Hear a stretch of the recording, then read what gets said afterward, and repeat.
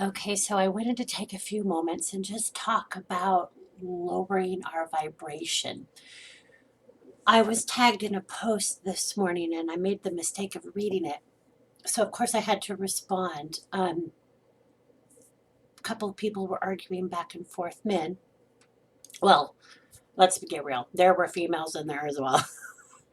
um, a gentleman started slut shaming somebody on Facebook, and somebody else, several others went to her defense, which was noble as hell.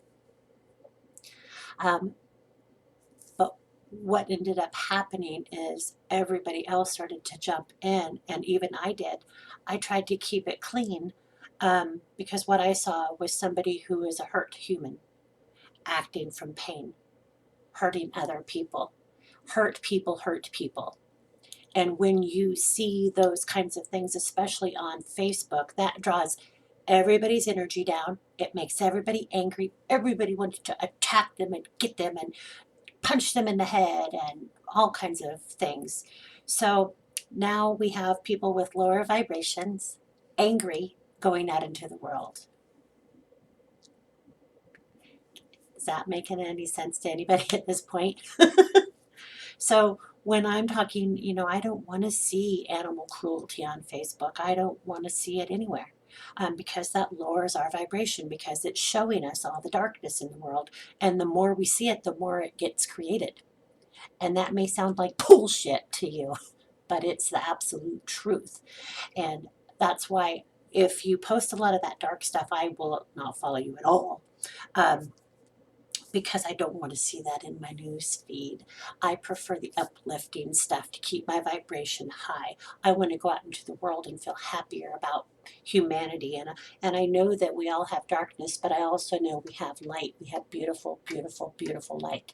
And that's what we need to be sending more out of. So, I challenge everybody who sees this video today or ever um, to not get involved. Again, I did this morning. I posted that my feeling on the situation was that this person was in a lot of pain and that is causing everything. Now, I'm not a psychologist, so probably if I was, I wouldn't have done that. Like, just stay out of it. But I'm also a Scorpio. You know that meme that circulates Facebook? Sorry, Karen, you can't blame it on your sign, your sun sign. Yes, I can. Yes, Melissa is blaming it on. I'm a Scorpio. I jumped in there.